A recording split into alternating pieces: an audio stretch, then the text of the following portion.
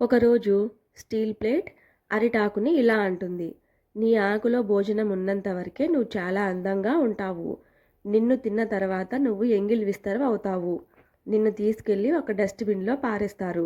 నువ్వెందుకు పనికిరావు, వేస్ట్ అని అంటుంది.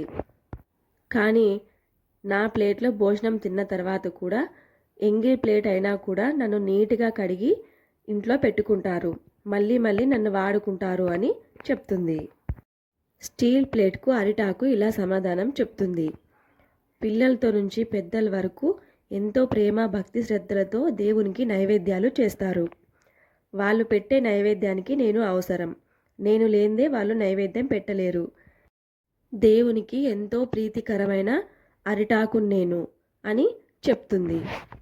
రోజు నేను పనికి రాకపోవచ్చు, కానీ నైవేద్యానికి నేను చాలా ముఖ్యం అని చెప్తుంది.